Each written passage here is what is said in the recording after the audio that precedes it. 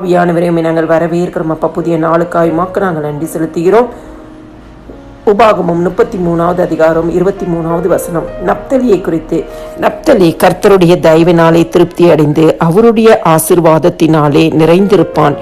நீ மேற்று செய்யும் தென் திசையும் சுதந்திரத்துக்கொள் என்றான். கிறிஸ்துக்குள் பிரியமானவர்களே, நப்தலிக்கு கொடுக்கப்பட்ட ஆசீர்வாதத்தை இந்த இடத்துல நம்ம பார்க்கிறோம். இந்த காலை வேளையில தேவ சமூகத்துக்கு வந்திருக்க நீங்க, உங்களுக்கும் ஆண்டவராகிய இயேசு கிறிஸ்து கர்த்தருடைய தயவினாலே இன்னைக்கு உங்களை திருப்தி அடையும்படியாய் செய்வார்.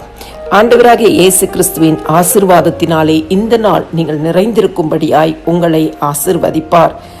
ஆண்டவராகிய இயேசு கிறிஸ்துவின் நாமத்தினாலே இந்த நாள் நீங்கள் ஜெபித்த எல்லா ஜெபங்களுக்கும் பதிலை சுதந்திரிக்கும்படியாய், விண்ணப்பத்திற்கு பதிலை சுதந்திரிக்கும்படியாய், நீங்கள் எதிர்பார்த்திருக்க கொண்டிருக்கிற நன்மைகளை சுதந்திரிக்கும்படியாய் இந்த நாள் கர்த்தராகிய இயேசு கிறிஸ்து உங்களை ஆசீர்வதிப்பார்.